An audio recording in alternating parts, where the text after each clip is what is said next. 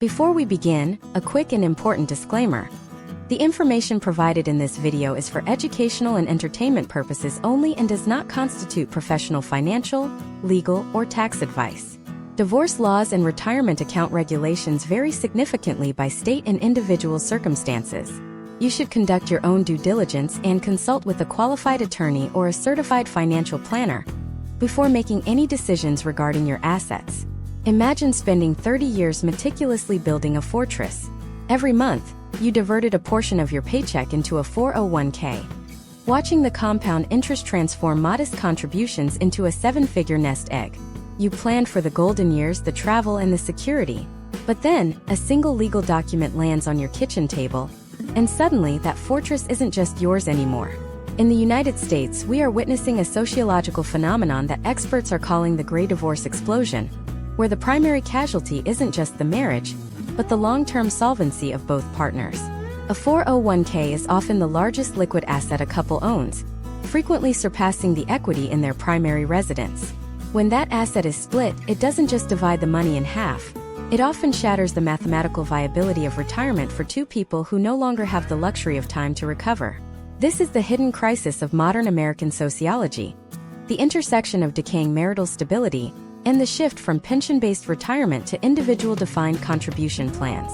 In this deep dive masterclass, we are deconstructing the mechanics of the 401k divorce. We are going to look at why the current legal system is often ill-equipped to handle the complexities of market volatility during a split, the specific tax traps that can liquidate 40% of your wealth in a single filing season, and the sociological reality of why women and men experience the aftermath of these splits in drastically different ways.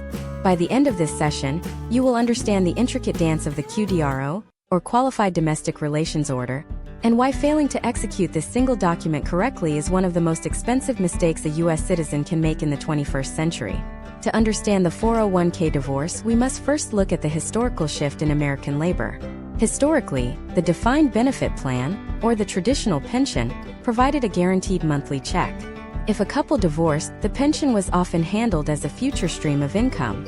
However, since the early 1980s, the U.S. has pivoted toward the 401k. This shifted the risk from the employer to the employee.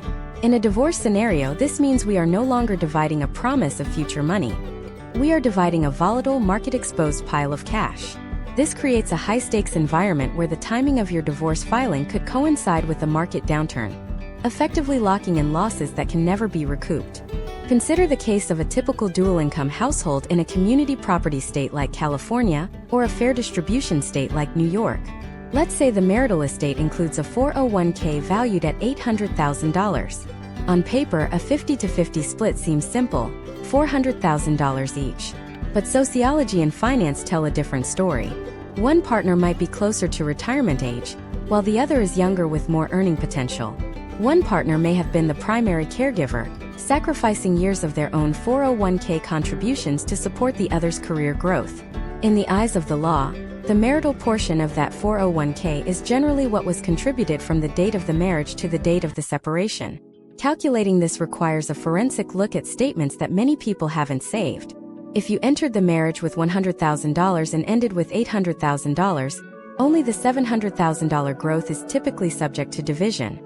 However, the appreciation on that initial $100,000 can become a legal battleground. Was that growth passive, or was it managed actively?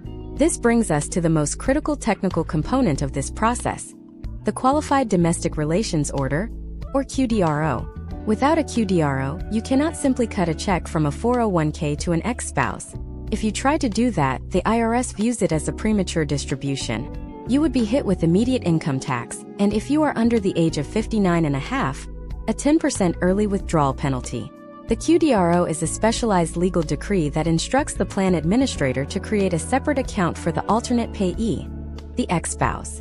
This allows the funds to be rolled over into the ex-spouse's own IRA or 401k without triggering an immediate tax event. However, the sociological impact of the QDRO process is often where the real damage occurs. The administrative lag can take months. During those months, the market doesn't stop. If the QDRO specifies a fixed dollar amount, say $400,000, and the market crashes 20% while the lawyers are arguing, the person holding the original account might find their remaining balance depleted far beyond the intended 50%. Conversely, if the QDRO specifies a percentage, both parties share the market risk. Many people fail to account for this gap period, leading to massive resentment and further litigation. Furthermore, we have to address the standard of living trap. In U.S. sociology, the data shows that after a 401k is split, the household expenses do not split in half, they double. 2 rents, 2 utility bills, 2 sets of insurance. When you divide a 401k that was designed to support one household, it rarely survives the transition to supporting 2. This is particularly devastating for the non-earning spouse. Even with a 50% share of the 401k, they may lack the ongoing catch-up contribution capacity that the higher-earning spouse retains. Let's look at a case study of a late-life divorce. A couple in their late 50s decides to part ways. Their 401k is worth $1.2 million. After the QDRO, they each have $600,000. According to the 4% rule of retirement planning, $600,000 generates roughly $24,000 of annual income, while $48,000 a year might have sustained them as a couple in a paid-off home. $24,000 a year is often below the cost of living for a single individual in many U.S. metropolitan areas. This leads to what sociologists call downward mobility in elderhood, where individuals who lived a middle-class life for 40 years suddenly find themselves in a state of financial precariousness. We also have to consider the psychological and behavioral economics at play. When a divorce occurs, emotions are high. Often, one partner will trade their right to the 401k in exchange for keeping the family home. From a sociological perspective, this is frequently a disastrous trade. A house is a liability that requires maintenance, taxes, and insurance. It consumes cash. A 401k is an asset that produces cash. In many U.S. divorce cases, the spouse who keeps the house, often the mother, for the sake of the children's stability, ends up house poor, with a massive illiquid asset and zero retirement security, while the spouse who kept the 401k sees their wealth compound over the next decade. As we move forward in this series, we will examine the specific federal laws, such as ERISA, the Employee Retirement Income Security Act, which governs these plans and often preempts state laws. We will look at the nuances of vesting and what happens if a divorce occurs before the employer's contributions have fully cleared. We will also dive into the tax implications of Section 72T, distributions, which under certain circumstances allow a divorcing spouse to access 401k funds early without a penalty, a rare loophole that can be a lifeline if managed correctly. The goal of this deep dive is to move beyond the surface level, who gets what, and understand the systemic reality of how 401ks function in a legal separation. We are talking about the math of survival in an era where the social safety net is thinner than ever. Understanding these trends and historical data points isn't just about financial literacy. It's about protecting your future autonomy in a world where the domestic unit is no longer the guaranteed financial anchor it once was. To grasp the full weight of the 401k divorce in 2026, we have to look at the math of modern American life. Let's look at the character of Sarah, a 48-year-old marketing director in Austin, Texas. In 2026, Sarah and her husband are ending a 20-year marriage. Sarah has been diligent.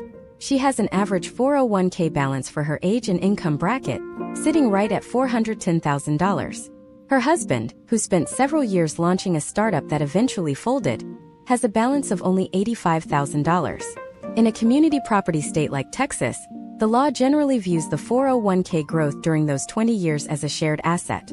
Sarah is now facing the sociological reality that her $410,000 safety net is about to be slashed. After the legal math is applied, her ex-husband may be entitled to a significant portion of her account to balance the scales of the marital estate. Imagine if Sarah didn't understand the concept of separate property versus community property. If she had $50,000 in that account before they said I do, that $50,000 plus its specific growth might be hers to keep. But without meticulous records from 2 decades ago, the court may default to treating the entire balance as a joint achievement. This is step 1 in the deep dive, the forensic audit of time. In 2026, the average 401k balance for Americans in their 50s has climbed to roughly $629,000, but the median is much lower, around $246,000. This gap highlights a massive wealth disparity. When a couple divorces in this demographic, they aren't just splitting a bank account, they are splitting a future. Let's look at the step-by-step mechanics of how Sarah's $410,000 actually moves. It doesn't happen at the divorce hearing.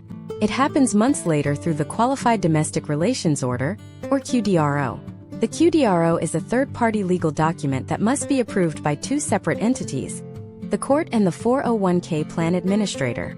Many people make the mistake of thinking the judge's signature is the final step. It isn't.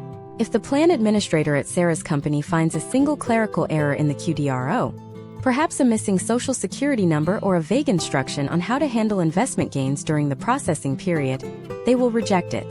While the lawyers go back and forth at $400 an hour, Sarah's funds remain in a state of legal limbo. During this time, she might be restricted from making trades or taking loans against her own account. Now, consider the sociological trap of the lifestyle adjustment. Historical trends in the U.S. show that post-divorce, a woman's standard of living frequently drops by nearly 30%, while a man's often remains stable or even increases slightly. This is often because the 401k division doesn't account for the loss of future contribution power. If Sarah's ex-husband receives $150,000 from her 401k and rolls it into his own IRA, he has a new seed for growth. But Sarah has lost $150,000 of compounding potential that she can never get back, because the IRS limits how much she can contribute annually. In 2026, that limit is $23,500, or $31,000 if she uses the over 50 catch-up provision. She cannot simply dump a $150,000 lump sum back into the account to fix the hole. This brings us to a major case study regarding the 10% penalty waiver. In the modern U.S. tax code, there is a specific provision for 401k assets distributed via QDRO. If Sarah's ex-spouse needs cash immediately to pay for a new apartment or legal fees, they can take a distribution directly from the 401k as part of the QDRO process without paying the 10% early withdrawal penalty, even if they are under age 59 and a half. They still owe ordinary income tax, which in 2026 could be 22 or 24% depending on their bracket, but that 10% waiver is a massive sociological safety valve. However, here is the catch. This waiver only applies if the money comes directly from the 401k. If the ex-spouse rolls the money into an IRA first and then tries to take it out, the 10% penalty is back on the table. One wrong move, one tiny sequence error, and they lose thousands of dollars to the IRS. Plus one. Step 2 of the deep dive is the valuation of the non-monetary contribution. In 2026, U.S. courts are increasingly using equitable distribution models that look at more than just the paycheck. If one spouse stayed home to raise children while the other built a 401k, the law views that domestic labor as a direct contribution to the 401k's success. The logic is simple. The earner couldn't have worked those 60-hour weeks without the support at home. Sociologically, this is a victory for stay-at-home parents, but it creates a massive financial shock for the primary earner, who viewed the 401k as their personal scoreboard. We also have to discuss the 2026 reality of ERISA litigation. ERISA is the federal law that governs most private sector 401k plans. Because it is a federal law, it often overrides state-level divorce decrees. There have been case studies where a person remarries, dies, and their 401k goes to their ex-spouse instead of their current spouse because they never updated their beneficiary designation with the plan administrator. The Supreme Court has historically ruled that the plan documents trumps the divorce decree. This means that even if your divorce papers say your ex-wife waives all rights to your 401k, if her name is still on the beneficiary form at your HR office, she gets the money. In the sociology of the digital age, these administrative ghosts are haunting thousands of American families. Think about the sheer complexity of the modern portfolio. In 2026, Sarah's 401k isn't just an abroad index fund. She might have a target date fund, some company stock, and maybe even a crypto-linked ETF allowed within the plan. When the QDRO says to give her ex-husband 50%, does that mean 50% of every single holding? Or can she give him the stable bonds while she keeps the high-growth stocks? If the market swings during the 3 months it takes to process the QDRO, who bears the loss? If her company stock tanks by 30% while the paperwork is sitting on a desk, Sarah could end up handing over a much larger percentage of her remaining portfolio than she ever intended. This is why we call it a masterclass.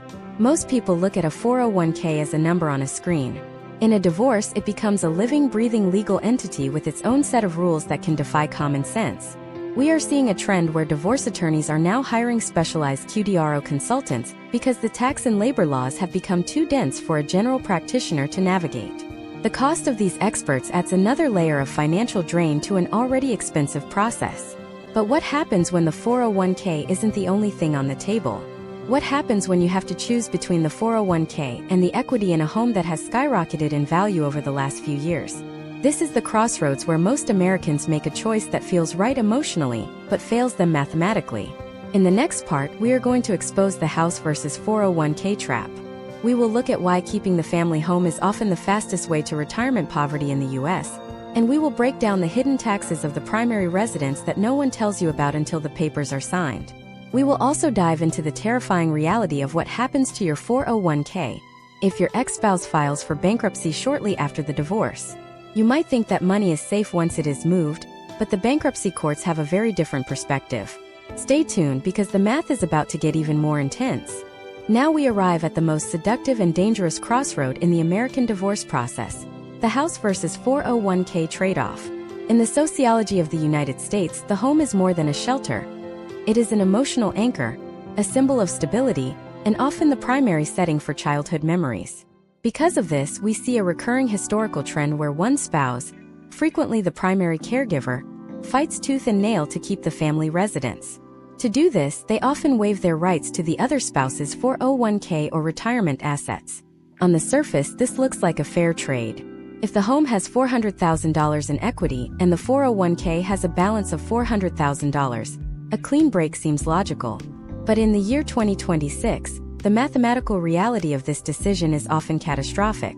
Imagine a character named Michael, a 52-year-old software engineer living in the suburbs of Charlotte, North Carolina. During his divorce, his wife, Jennifer, insists on keeping their home so their teenage children don't have to change schools. The home is valued at $750,000 with a $350,000 mortgage, leaving $400,000 in equity. Michael has a 401k worth exactly $400,000. They agree to a swap. Jennifer keeps the house and the equity, and Michael keeps his 401k intact. Jennifer feels a sense of relief. She has the house, the neighborhood, and the stability. Michael feels like he's starting over, moving into a rental apartment with nothing but his retirement account. However, let's fast forward 5 years using modern US economic data. Michael's 401k, invested in a diversified portfolio of index funds, has benefited from compound growth.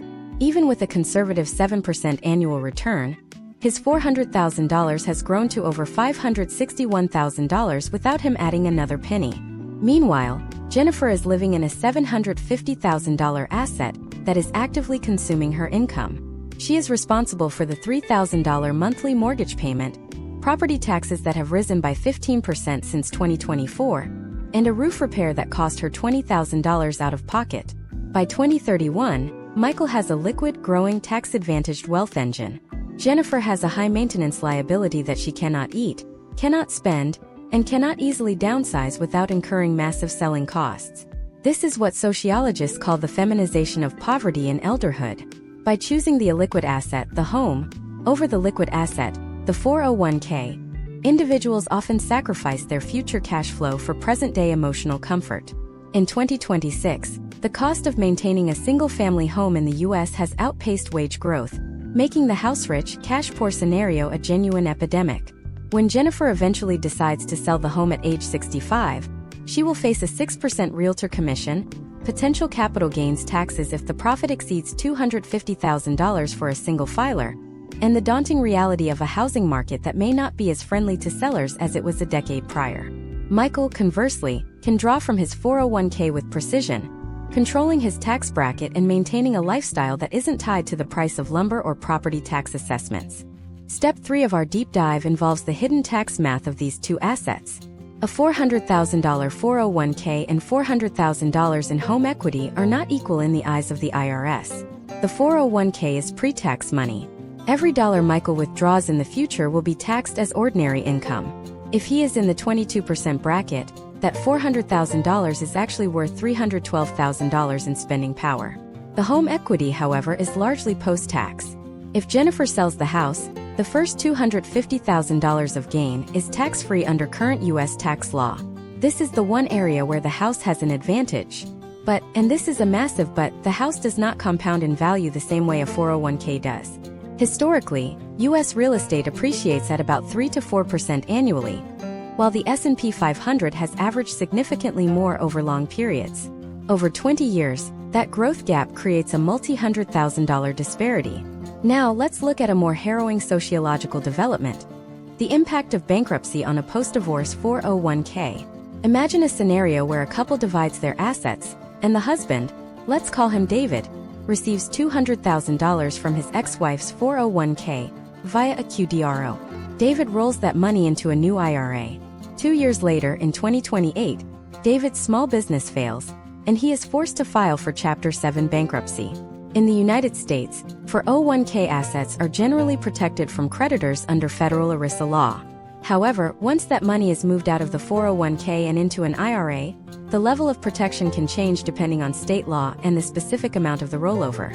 There have been historical trends and case studies where creditors argued that funds received in a divorce settlement should be treated as part of the bankruptcy estate, rather than protected retirement savings. While the 2005 Bankruptcy Abuse Prevention and Consumer Protection Act (BAPA) provides significant federal protection for IRAs up to a certain limit, roughly $1.5 million, adjusted for inflation, the legal fees to defend those assets in a messy bankruptcy can evaporate the very nest egg you fought for in the divorce. This creates a secondary trauma where the 401k, which survived the divorce, is liquidated by the fallout of the subsequent economic struggle. Furthermore, we must address the 2026 reality of the silver divorcee and the 401k loan. Many Americans use their 401k as a personal bank, taking out loans to pay for home renovations or debt consolidation. If a couple divorces while a 401k loan is outstanding, it creates a mathematical nightmare. If the loan isn't paid back immediately upon the division of the account, the IRS may treat the unpaid balance as a deemed distribution. This means the person who took the loan is suddenly hit with a massive tax bill and a 10% penalty in the middle of their divorce proceedings. We've seen cases where this tax liability alone becomes a primary driver of conflict, as both parties argue over who should be responsible for the phantom income generated by a loan that was used for joint expenses during the marriage. Step 4 is understanding the sociological impact on the next generation. When a 401k is decimated by divorce, it isn't just the couple who suffers. In the US, the 401k has become the de facto inheritance vehicle for the middle class. When that account is split and consumed by legal fees and tax penalties, the intergenerational transfer of wealth is interrupted. Children of divorced parents in the 2020s are statistically less likely to receive the financial head start that their peers from intact households enjoy, largely because the retirement assets were the only significant source of wealth that could have been passed down. As we look at the data for 2026, we see that more couples are attempting to avoid these pitfalls by using collaborative divorce models. But even in a friendly split, the 401k remains the most complex piece of the puzzle. It is a time bomb of tax rules, market risks, and administrative hurdles. You can agree on who gets the dog in 5 minutes, but it might take 5 months to figure out how to split a 401k without handing a third of it to the government. But what if the 401k isn't even the biggest retirement asset? What if one spouse has a secret? In the next part, we are going to dive into the world of forensic accounting and the 401k. We will explore how spouses hide retirement assets in the modern digital age, the role of executive deferred compensation plans that look like 401ks but act very differently, and the specific steps you must take to ensure you aren't being left with a fraction of what you are legally owed. We're also going to look at the 2026 trend of gray divorcees and Social Security, because how you handle your 401k today could permanently lock you out of your ex-spouse Social Security benefits tomorrow. The loops are closing and the stakes are getting higher. We move now into the shadow side of American retirement sociology, the hidden 401k, and the art of forensic accounting in a digital-first economy. In the year 2026, the complexity of how we store wealth has made it easier than ever for a savvy spouse to obscure the true value of their nest egg. We are no longer just looking at a quarterly paper statement that arrives in the mail. We are looking at a fragmented ecosystem of old employer plans, consolidated IRAs, and executive deferred compensation packages that may not even appear on a standard financial disclosure form. Consider the case of Robert, a 55-year-old executive in Seattle working for a major tech firm. Over his 25-year career, Robert has moved between 4 different companies. In the sociology of the modern U.S. workforce, the average employee changes jobs every 4 years. This creates a trail of zombie 401ks. Robert has 2 active accounts, one from his current employer, and one he rolled over into a personal IRA. But he also has 2 smaller accounts from the early 2010s that he simply stopped tracking. During his divorce from his wife, Elena, Robert only discloses the 2 primary accounts totaling $900,000. He isn't necessarily trying to commit fraud. He has simply lost track of the other $150,000 sitting in old plans. However, from a legal and sociological perspective, those forgotten accounts are marital property. If Elena's legal team doesn't perform a deep dive forensic audit, she could lose out on $75,000 of her rightful future. This is step 5 of the masterclass, the hunt for the paper trail. In 2026, forensic accountants start with tax returns, specifically looking at Form 1099-R, and looking for historical trends in dividend reporting. They look for tiny automated deductions from old pay stubs that indicate 401k contributions to plans that no longer seem to exist. In the US, there is currently over $1.6 trillion in forgotten 401k accounts. In a divorce, finding those lost assets can be the difference between a precarious retirement and a stable one. Beyond forgotten accounts, we have the sociological rise of the non-qualified deferred compensation plan, or NQDC. These are often used for high-earning executives and are frequently confused with 401ks, but they operate under completely different rules. While a 401k is protected by ERISA, an NQDC is essentially an unsecured promise from the employer to pay the employee at a later date. In a divorce, these are incredibly difficult to value. If Robert has $1 million in an NQDC, that money is subject to the company's creditors. If the company goes bankrupt in 2027, that money vanishes. How do you split an asset that might not exist in 5 years? Historical trends show that many spouses are talked into taking a smaller share of a guaranteed 401k in exchange for a larger share of a volatile NQDC, only to find themselves with nothing when the corporate winds shift. Now let's pivot to the intersection of the 401k and Social Security, a topic that remains one of the most misunderstood aspects of U.S. retirement sociology. Imagine if Elena, after 22 years of marriage, believes that her share of Robert's 401k is her only lifeline. She might not realize that under U.S. law, she may also be entitled to Social Security benefits based on Robert's work record, provided they were married for at least 10 years and she remains unmarried. However, there is a sociological trap here. If Elena takes a massive lump sum distribution from the 401k as part of the divorce and uses it to buy a business or a home, she might inadvertently change her tax profile in a way that impacts the taxation of her future Social Security benefits. Furthermore, if the 401k division is handled via a buyout rather than a QDRO, she loses the ability to benefit from the growth of those funds which would have supplemented her Social Security. In 2026, we are seeing a trend where divorcees are forced back into the workforce in their late 60s because they maximize their short-term 401k cash out without calculating the long-term Social Security delta. Step 6 is the analysis of the loan-back manipulation. This is a tactic often seen in high-conflict U.S. divorces. Imagine if Robert, sensing the marriage is ending, takes the maximum allowable loan against his 401k, usually $50,000 or 50% of the vested balance. He uses that cash to pay for personal expenses or to hide it in non-disclosed accounts. When the time comes to split the 401k, the balance is $50,000 lower. He argues that the loan was used for marital debts. Unless Elena can prove the funds were used for non-marital purposes, the 401k she is splitting is a hollowed-out version of its former self. This behavioral economic strategy is a growing concern for U.S. family courts, leading to more stringent temporary restraining orders on financial accounts the moment a divorce is filed. Let's look at another scenario involving the 2026 market reality. We are in an era of high-frequency trading and algorithmic volatility. If a QDRO is written to give Elena $400,000 of Robert's account, but the market drops 10% during the 60-day administrative review period, the plan administrator may be forced to liquidate a larger percentage of Robert's remaining shares to meet the dollar amount requirement. Robert ends up with significantly less than 50% of the original value. Conversely, if the market rises, Elena gets exactly $400,000 while Robert reaps all the growth during the waiting period. In the sociology of fairness, this imbalance creates a deep-seated sense of injustice that often fuels further litigation.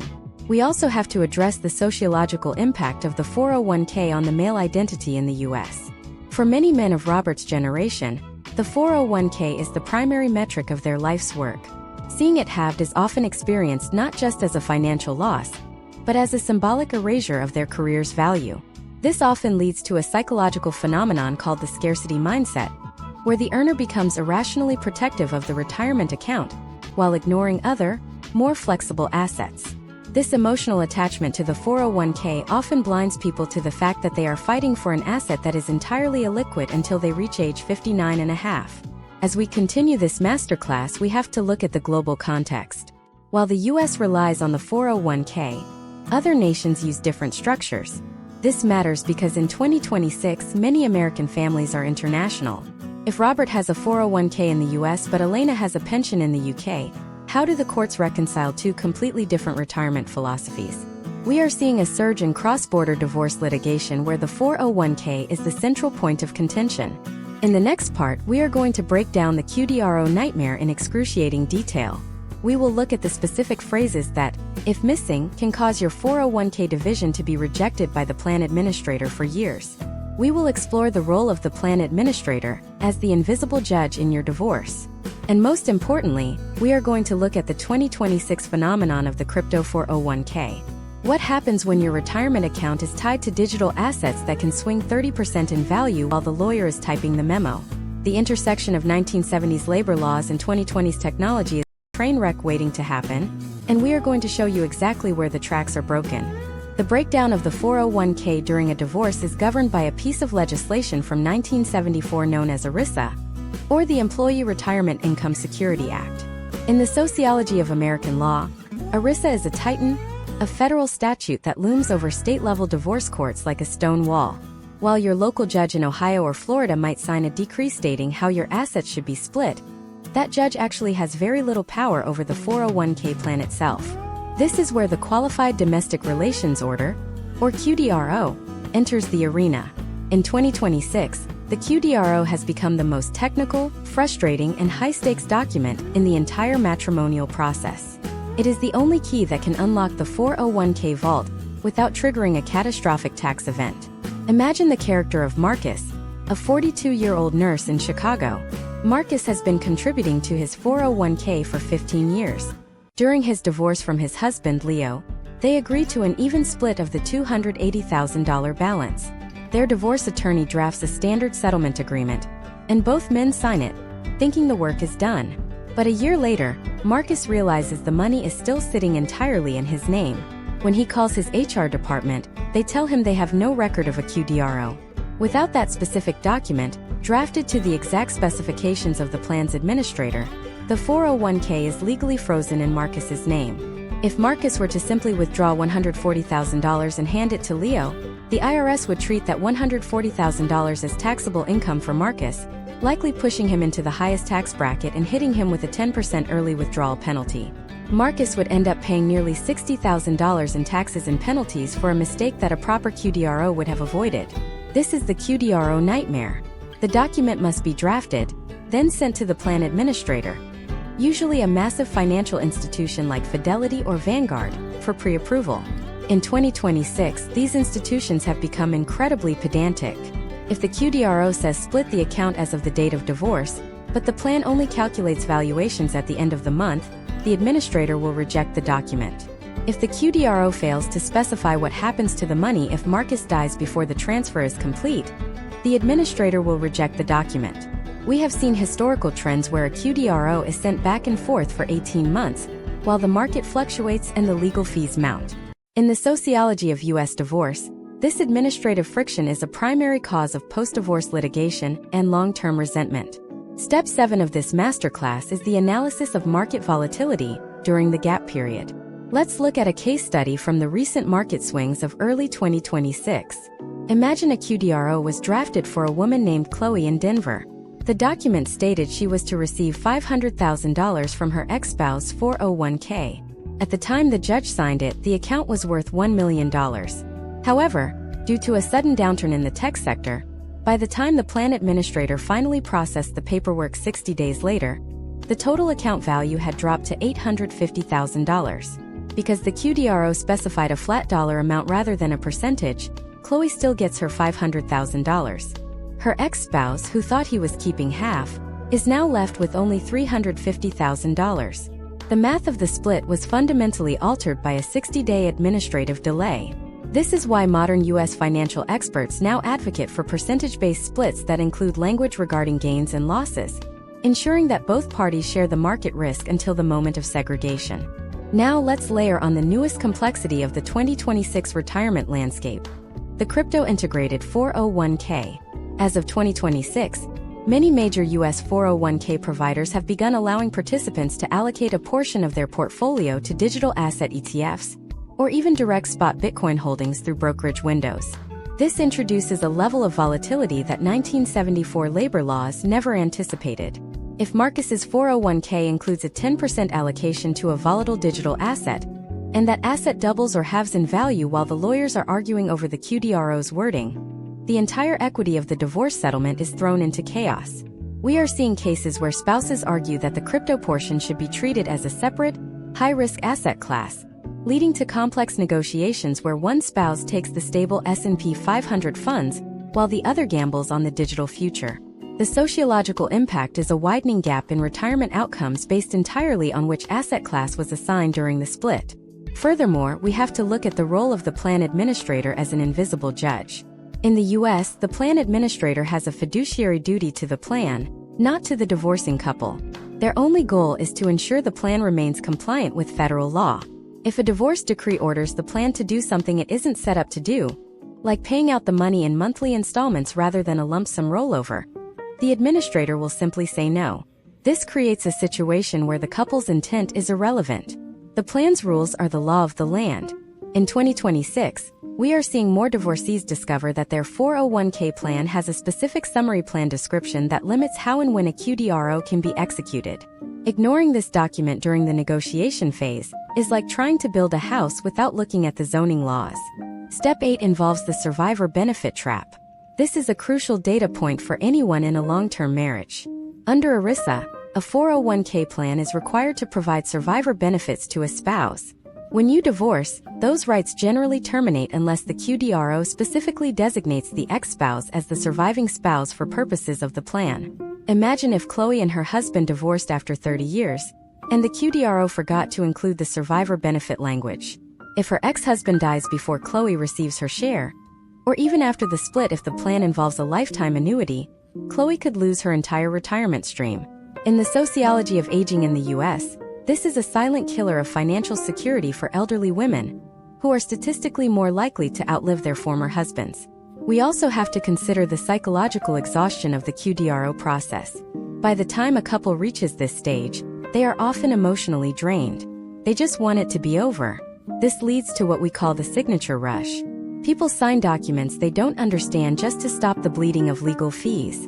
In 2026, the cost of a specialized QDRO drafter has risen to between $1,000 and $3,000 per account. When a couple has multiple accounts across different employers, the cost of just the paperwork can exceed $10,000. Many choose to skip the specialist and let their general practice divorce lawyer handle it, which historical trends show is the #1 cause of QDRO rejection and future tax penalties. The 401k divorce is not a single event. It is a multi-year administrative saga. It is the intersection of your past labor and your future survival. As we move deeper into this sociology, we realize that the 401k is the most rigid asset you own. Unlike a bank account or a car, it cannot be moved easily, and it cannot be divided without a federal hall pass. But what happens when the 401k isn't the only thing you're fighting for? What if your spouse has been using the 401k as a shield to hide other, more liquid forms of wealth? In the next part, we are going to look at the intersection of the 401k and the gig economy. We will explore how the rise of solo 401ks for freelancers and contractors is creating a new frontier of hidden wealth, and how the rules change when you are both the employer and the employee. We will also break down the terrifying reality of the double dip. When an ex-spouse tries to claim a share of your 401k today and your Social Security tomorrow, the complexity is about to double, and the math is only getting more unforgiving. The unforgiving nature of the double dip begins with the fundamental misunderstanding of how the Social Security Administration views a divorced spouse. In the United States, your 401k is a private contract governed by your employer and federal labor law, But Social Security is a public entitlement governed by a completely different set of federal statutes. Many people believe that if they give up a larger portion of the 401k today, they are somehow insulating their future Social Security checks from their ex-spouse. This is a sociological myth. The truth is that in 2026, an ex-spouse can potentially collect benefits based on your earning record without ever taking a penny out of your actual check, and without you even knowing about it. This creates a psychological friction where one party feels followed by the ghost of a marriage they thought they settled decades ago. Consider the case of David, a 54-year-old consultant in Atlanta. David is finalizing his divorce from his wife of 12 years, Maria. They have reached a settlement where Maria receives 60% of David's 401k, which is currently valued at $500,000. David agrees to this lopsided split because he wants to protect his future. He assumes that by overfunding her 401k portion now, he is buying his total financial independence.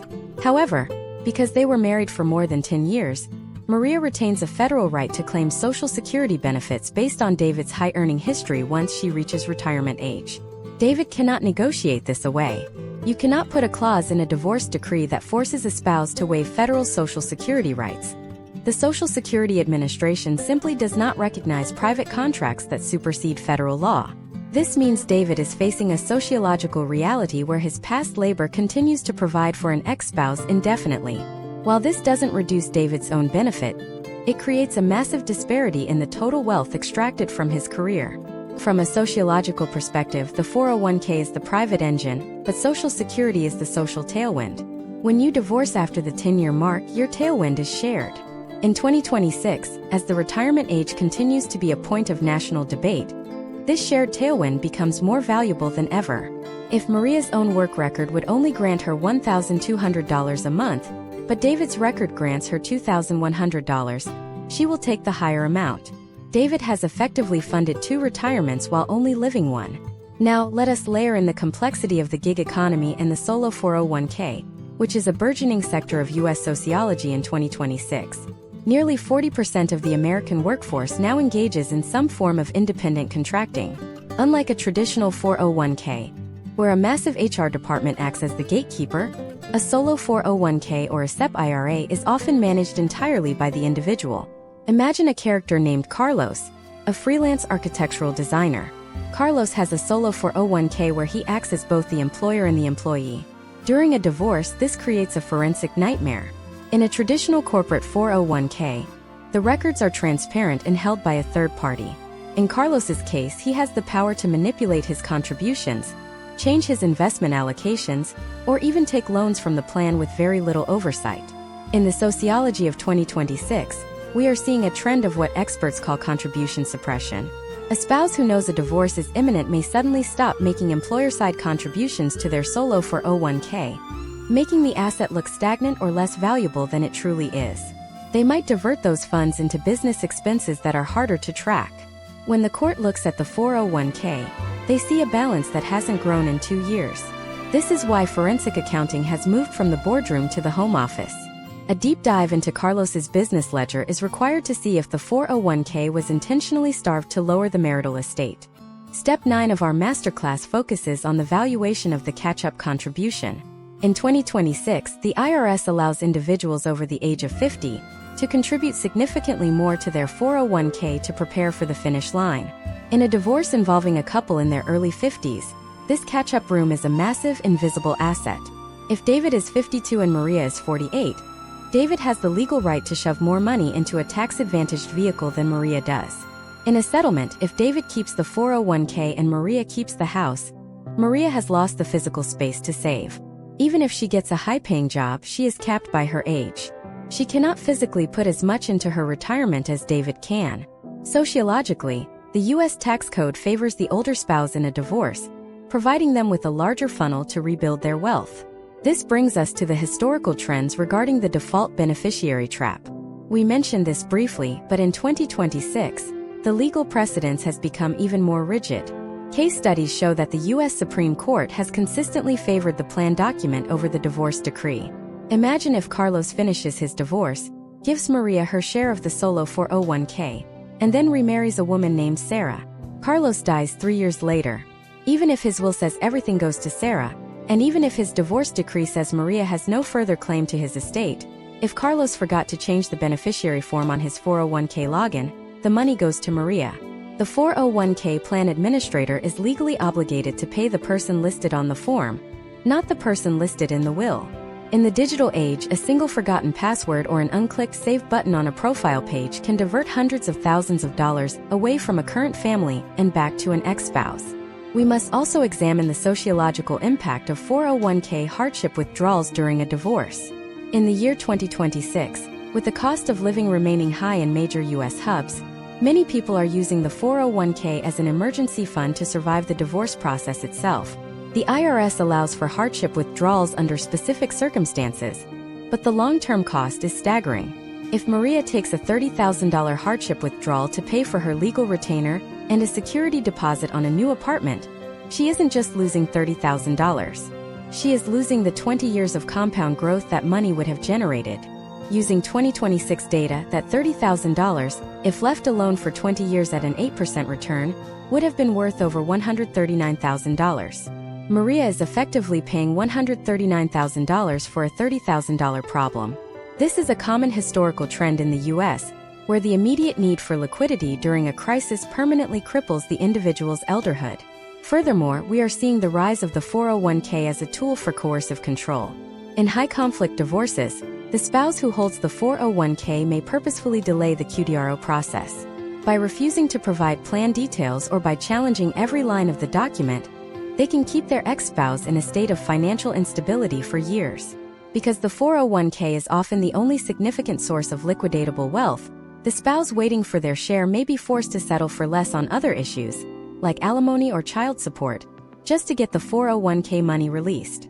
This is the dark side of the administrative friction we discussed. It is often weaponized. As we continue this deep dive, we have to look at the math of the survivor annuity. Most 401k plans offer a choice at retirement: a lump sum or a lifetime of payments. If you are divorced, which one do you choose? If you choose the annuity, how is that split? What happens if the person who earned the 401k dies first? In the next part, we are going to break down the terrifying world of the 401k and the IRS audit. We will look at what happens when the IRS decides that your QDRO was actually a disguised gift, the specific red flags that trigger an investigation into your retirement split, and how the 2026 tax brackets are creating a hidden penalty for anyone who receives a 401k payout in a single tax year. We are also going to explore the phenomenon of the 401k loan offset, a trap that can leave you owing money to your ex-spouse for a loan you never even knew they took. The complexity is reaching its peak. The 401k loan offset is a technical nightmare that perfectly illustrates the collision between internal corporate policy and federal tax law. To understand this, let us look at the character of Jason, a project manager in Phoenix. Jason has a 401k worth $300,000. 2 years ago, he took out a $50,000 loan from the plan to consolidate some credit card debt. He has been paying it back through payroll deductions. In 2026, Jason and his wife Amanda decide to divorce. The court orders a 50-50 split of the account. Amanda and her legal team see the $300,000 balance and assume she is getting $150,000. However, the plan administrator views the account differently. They see $250,000 in cash and a $50,000 IOU from Jason. If Jason leaves his job or if the plan requires the loan to be paid back upon the execution of a QDRO, and Jason cannot come up with the $50,000 in cash immediately, the plan performs a loan offset. They essentially cancel the debt by reducing the account balance. Now the account is worth only $250,000. Amanda still expects her $150,000, but the plan only has $125,000 to give her if they split the remaining balance. This $25,000 gap becomes a massive legal friction point. In many modern U.S. case studies, the courts have ruled that the spouse who took the loan must compensate the other spouse from non-retirement assets. Jason might be forced to give Amanda an extra $25,000 from a savings account he doesn't have, or surrender a larger portion of the equity in their cars. The 401k loan, which seemed like a simple internal transaction, has effectively become a predatory lien against Jason's post-divorce life. Step 10 of our masterclass involves the IRS audit risk and the characterization of the QDRO as a disguised gift. In the Sociology of 2026, the IRS has increased its scrutiny of high-value retirement transfers. If a QDRO is not drafted with the specific intent of providing marital property division or child support, the IRS may challenge the tax-free status of the transfer. For instance, if a couple uses a QDRO to move money as a way to avoid gift taxes or to hide assets from other creditors, they are entering a world of federal trouble. Historical trends show that the IRS looks for specific red flags, such as transfers that occur long after the divorce is finalized or transfers to an ex-spouse that are immediately followed by a transfer back to the original owner. If the IRS deems the QDRO invalid, the entire amount transferred is treated as a taxable distribution to the original account holder, carrying with it the full weight of income tax and potential penalties. Now, let us examine the 2026 tax bracket trap. In the United States, we operate on a progressive tax system. When a spouse receives a 401k distribution via QDRO, they often have the choice to roll it into an IRA or take it as a cash payment. Imagine a character named Linda in Philadelphia. Linda receives $200,000 from her ex-husband's 401k. She is exhausted from the divorce and wants to buy a small condo to start over. She decides to take the $200,000 in cash. In her mind, she is paying a flat tax. But sociologically and mathematically, she is walking into a buzzsaw. That $200,000 is added to her existing salary for the year. If Linda earns $60,000 as a teacher, her total income for 2026 is now $260,000. This catapults her from the 22% bracket into the 35% bracket. She isn't just paying more tax on the 401k money. She is paying a higher percentage on every dollar she earned at her job that year. After federal and state taxes, her $200,000 fresh start might only net her $130,000. She has effectively lost $70,000 of her retirement future because she didn't understand the stacking nature of U.S. tax brackets. This leads us to the behavioral economics of the 401k payout. Sociology shows that people who receive large lump sums during periods of high emotional stress, like a divorce, are statistically more likely to mismanage those funds. In 2026, the allure of the cash out is stronger than ever due to the high cost of housing and the immediate need for liquidity. However, the historical data is clear.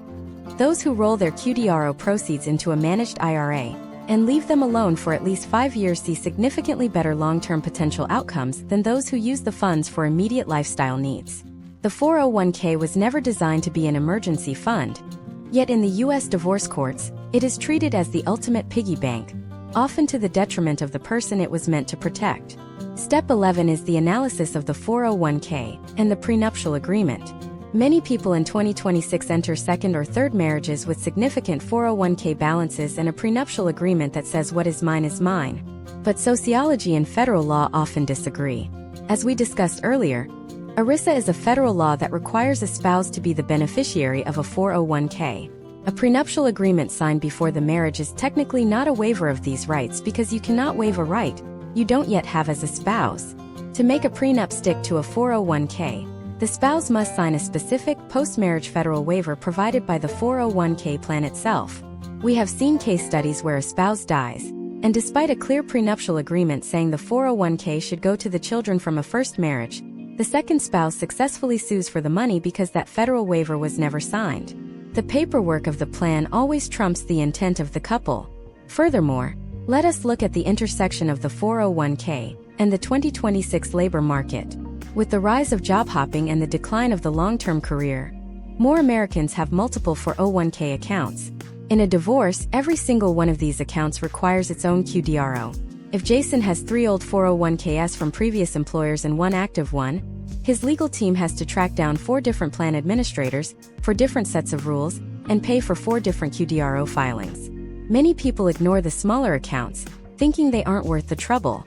But sociologically, those small accounts represent the compound interest of your youth. A $10,000 account left from a job in your 20s could be worth $80,000 in your 50s. Ignoring it in a divorce is a form of financial self-sabotage that is unfortunately common in the high-speed U.S. legal system. We must also address the psychological phenomenon of the 401k hostage. In some high-conflict scenarios, a spouse will intentionally choose high-risk, volatile investments for the 401k once the divorce is filed. Because the QDRO process takes time, the holder of the account has a window where they can potentially gamble with the money. If they win, they keep the majority of the upside. If they lose, they are losing 50% of their ex-spouse's money too. This kind of financial spite is a growing concern in 2026, leading more judges to issue standing orders that freeze investment allocations the moment a petition for dissolution is filed. As we conclude this part of the deep dive, we are left with a sobering reality. The 401k is a fortress that is surprisingly easy to breach if you don't know where the traps are set. Every decision, from taking a loan to choosing a payout method, has a ripple effect that can last for decades. But what happens when the 401k isn't just cash and stocks? What happens when it holds company stock in a business that is also part of the divorce? In the next part, we are going to explore the intersection of the 401k and the family business. We will look at the specific rules for net unrealized depreciation, or NUA, a tax strategy that can save you six figures if you hold company stock in your 401k. We will also break down the terrifying scenario of the 401k being used to settle alimony arrears, and why the IRS treats those payments very differently than a standard property split. The masterclass is entering the final stretch, and the most valuable strategies are yet to come. The intersection of a family business and a 401k creates one of the most volatile financial cocktails in American sociology. In the United States, particularly within the mid-market entrepreneurial class, the 401k is often inextricably linked to the company's success, sometimes holding significant blocks of company stock. This brings us to a highly specialized and frequently overlooked tax strategy known as net unrealized depreciation, or NUA. In 2026, as the first wave of digital native entrepreneurs enters the gray divorce demographic, understanding NUA is becoming a multi-million-dollar necessity. Imagine a character named Kevin, a 58-year-old founder of a successful logistics firm in Columbus, Ohio. Over 30 years, Kevin has built his 401k to a staggering $2 million. Crucially, $1 million of that balance is held in his own company's stock. During his divorce from his wife, Sarah, they decide to split the 401k. Most people would simply roll their share into an IRA. However, if Kevin or Sarah rolls that company stock into an IRA, they permanently lose the NUA tax advantage. Under the NUA rules, if you take a lump sum distribution of company stock from a 401k, and move it into a regular taxable brokerage account, you only pay ordinary income tax on the cost basis, the price at which the stock was originally purchased. The gain or the appreciation is taxed at the much lower long-term capital gains rate. In our 2026 case study, if the cost basis of Kevin's company stock was only $100,000, but it is now worth $1 million, the difference of $900,000 is the net unrealized appreciation. By using the NUA strategy, Sarah, as the alternate payee in the divorce, could potentially save hundreds of thousands of dollars in taxes. Instead of paying a top-tier income tax rate of 37% on the full million as she withdraws it from an IRA over time, she would pay capital gains rates, which in 2026 sit at 20% for high earners. This is step 12 of our deep dive, the forensic analysis of asset characterization. Failing to identify NUA-eligible stock in a 401k during a divorce is a form of mathematical negligence that sociologically shifts wealth from the family directly to the federal government. However, the NUA strategy is a double-edged sword. To qualify, you must distribute the entire balance of the 401k within a single tax year. For Sarah, this means she would need to have the cash on hand to pay the immediate income tax on the cost basis. In the sociology of a messy divorce, liquidity is often the scarcest resource. We have seen historical trends where spouses are forced to abandon the NUA advantage simply because they cannot afford the tax bill required to trigger it.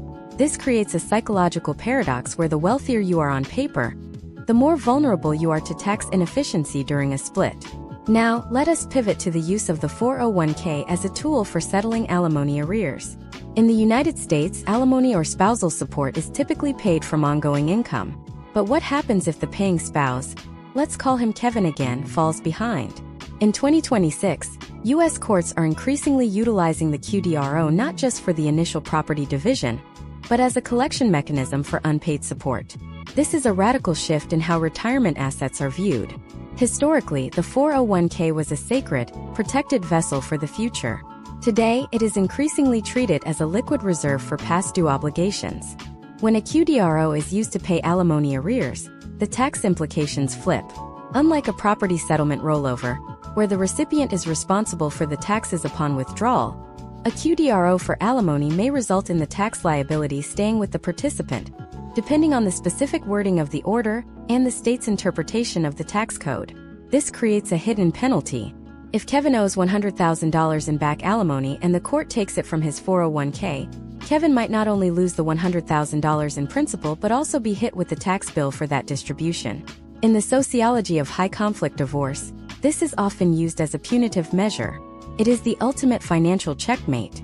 Step 13 involves the psychological and sociological impact of the 401k on career mobility post-divorce. In 2026, the concept of the golden handcuffs has reached a new peak. Imagine if Kevin wants to leave his logistics firm to start a new venture, but his 401k division is still in the middle of a multi-year QDRO dispute. If he leaves his job, he may be required to pay back any outstanding 401k loans immediately, or he may trigger a forced distribution that complicates the QDRO. We are seeing a trend where individuals stay in miserable, high-stress jobs specifically because they cannot afford the financial chaos of moving their 401k while a divorce is pending.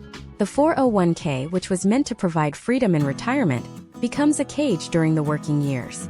Furthermore, we must address the 2026 reality of the 401k and child support.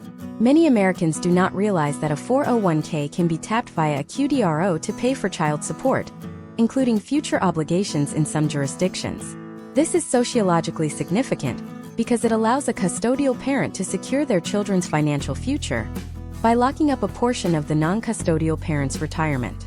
Imagine if Sarah secures a QDRO that earmarks $200,000 of Kevin's 401k to be held in trust for their children's college education. Kevin has lost the use of that money for his own retirement, and he has lost the ability to manage those investments. The 401k is no longer just his retirement plan. It is a court-mandated educational fund. Let us look at the data on 401k leakage. In the U.S., the term leakage refers to any money that leaves the retirement system before age 59 and a half. Divorce is the single largest driver of 401k leakage in the modern era. When assets are split, the friction of the process, taxes, penalties, legal fees, and the immediate need for cash results in an average loss of 15 to 20% of the account's total purchasing power. For a couple like Kevin and Sarah, a $2 million account doesn't become two $1 million accounts. After the dust settles in 2026, it is more likely to become two $800,000 accounts. The missing $400,000 is the cost of the sociology of divorce in the U.S. We also have to consider the role of the 401k in mediation. In 2026, more couples are turning to AI-assisted mediation to find an equitable split. These algorithms often suggest a 401k for other assets swap to minimize the number of QDROs needed. But as we discussed in earlier parts, these swaps often fail to account for the tax-adjusted value. A $500,000 401k is not equal to $500,000 in a brokerage account.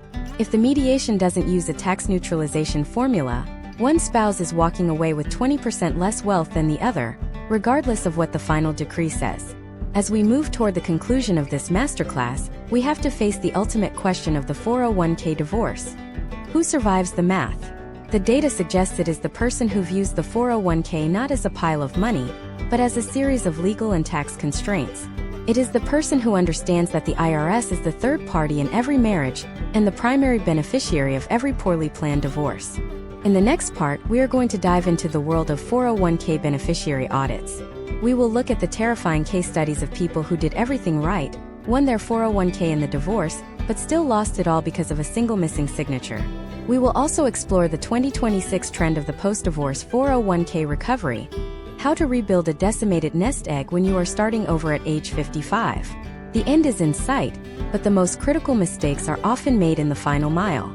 The final mile of a 401k divorce is where the most permanent financial damage is often sustained, not because of a lack of funds, but because of a failure in administrative follow-through.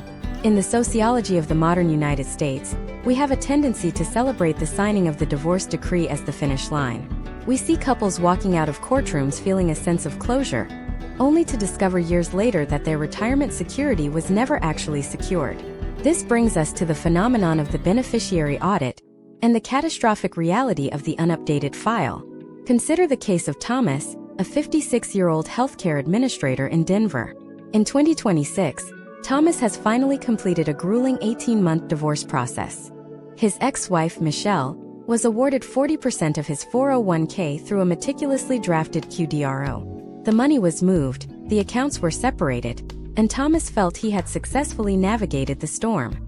2 years later, Thomas remarries a woman named Elena. He updates his will, he changes the deed to his house, and he tells Elena she is taken care of. However, Thomas never logs back into his 401k portal to verify the beneficiary designation on the remaining 60% of his account. Historical trends show that even after a divorce decree explicitly waives a spouse's right to an estate, the 401k plan administrator is legally bound by the document on file with the company. If Thomas were to pass away in late 2026, his ex-wife Michelle would likely receive the entirety of his remaining 401k balance, regardless of what his will or his divorce decree says. Elena would be left with nothing from that asset. This is step 14 of our masterclass, the post-decree administrative sweep. In the U.S. legal system, federal ERISA law effectively creates a reality where the person you loved 20 years ago can still inherit your future because of a clerical oversight you made during a week of emotional exhaustion. This leads us into the sociological challenge of the post-divorce recovery. How do you rebuild a decimated nest egg when the clock is ticking? In 2026, the data shows that a significant portion of the U.S. population is entering the gray divorce phase with less than 15 years left until their desired retirement age. For someone like Thomas, who just saw his $800,000 account drop to $480,000, the psychological impact is a sense of paralysis. But the math of 2026 offers specific pathways for rebuilding, provided one understands the unique catch-up provisions available under the Secure Act 2.0 and its subsequent updates. Step 15 is the strategic use of the catch-up contribution. For individuals over age 50, the IRS allows for an additional contribution amount that is significantly higher than the standard limit. In 2026, this catch-up limit has been adjusted for inflation, allowing a divorcee to funnel a larger percentage of their income into a tax-advantaged environment. Imagine if Thomas decides to live on a strict budget, moving from his large suburban home into a modest apartment.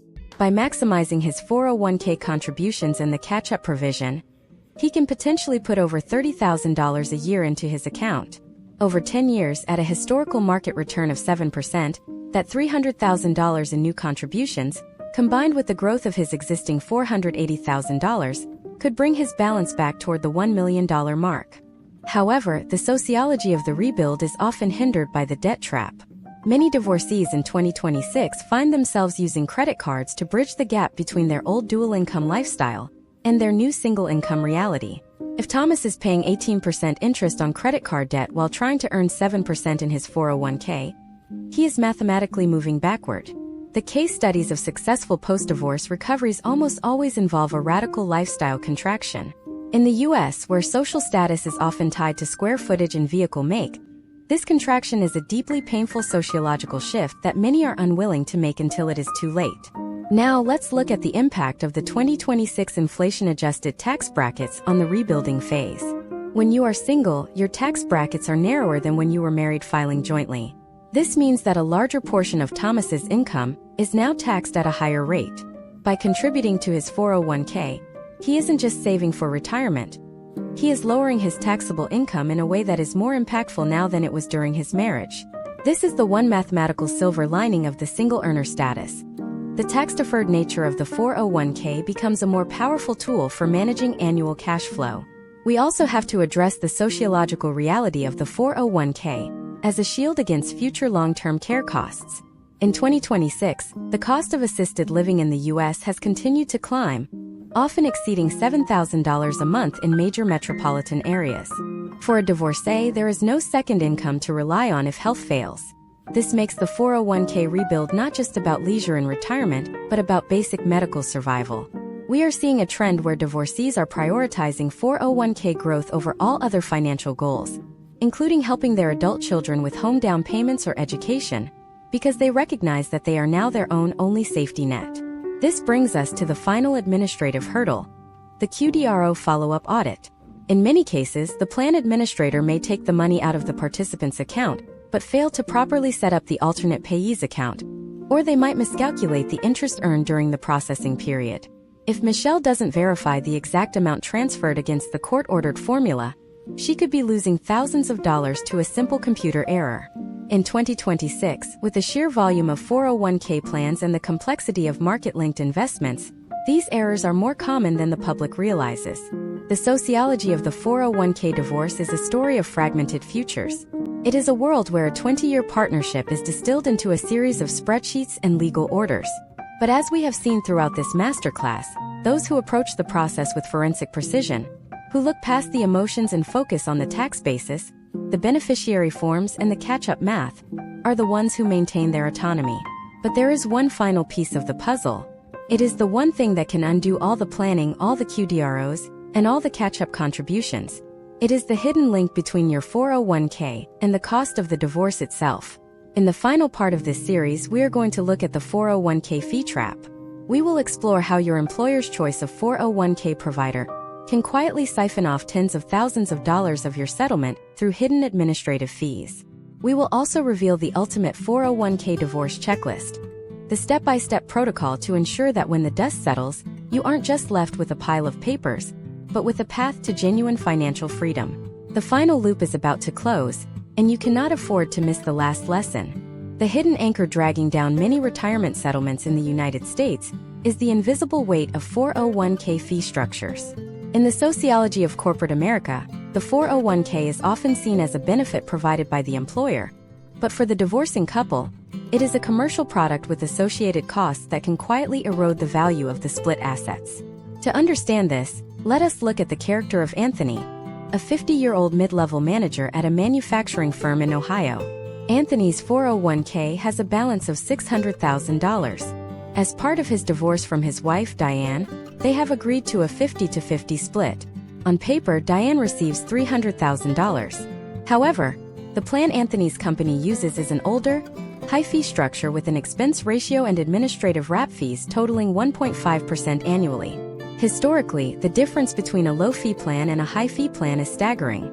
Over a 10-year period, that 1.5% fee on Diane's $300,000 could result in tens of thousands of dollars in lost potential growth compared to a low-cost institutional plan.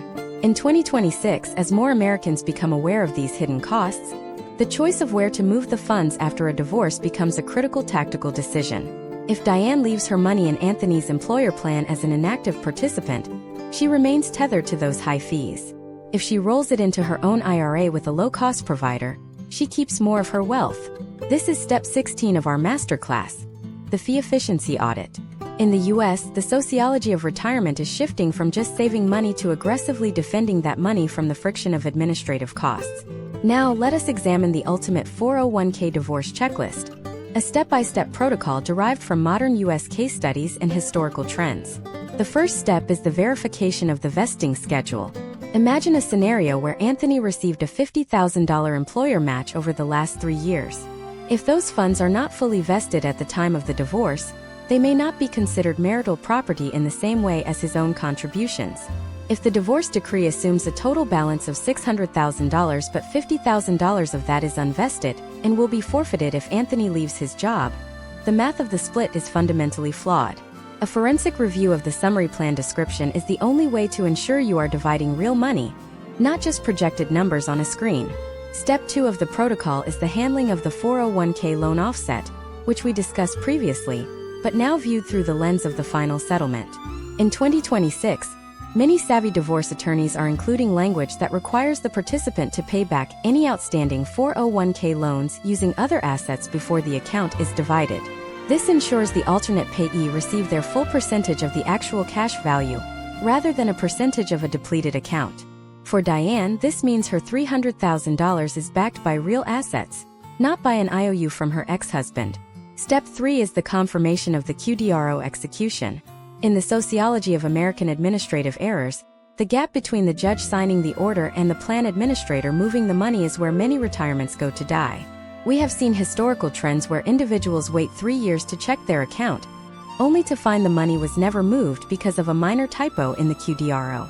In 2026, the gold standard is to receive a written confirmation from the plan administrator stating that the alternate payee's account has been established and funded. Without this letter, the divorce is technically unfinished. Step 4 is the immediate update of beneficiary designations. As we have seen in the case of Thomas and Elena, failing to change the name on the 401k portal is the single most common reason for post-divorce inheritance litigation in the US. In 2026, many employers are automating these reminders, but the legal responsibility remains with the individual. This must be done the day the divorce is finalized. It is a 5-minute task that protects hundreds of thousands of dollars in future value. Step 5 is the reassessment of the investment allocation. Often, a 401k is invested based on the risk tolerance and time horizon of the primary earner. Once the account is split, Diane's financial needs may be completely different from Anthony's. If Diane is closer to retirement or has a lower risk tolerance, she cannot leave her $300,000 in the high-growth, high-volatility funds Anthony preferred. In the Sociology of 2026, we see a trend of newly single individuals failing to rebalance their portfolios, leading to massive losses during market corrections because they were still using their ex-spouse investment strategy. Let us look at a final case study regarding the 2026 tax environment and the 401k cash-out. Imagine a character named Marcus in Chicago who decides to use his $100,000 QDRO distribution to pay off his high-interest student loans. Because he is taking the money as a cash distribution rather than a rollover, he is hit with immediate federal and state taxes.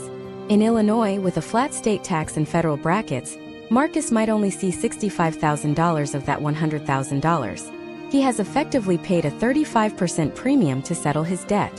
While this might feel like a relief in the short term, the historical data suggests that he has traded $400,000 of future retirement value for a $65,000 current problem.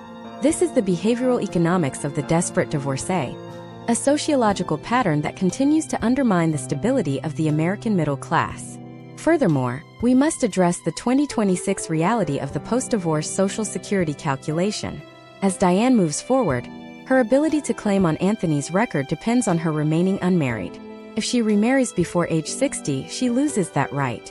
This creates a sociological pressure where financial decisions regarding the 401k are intertwined with future marital choices.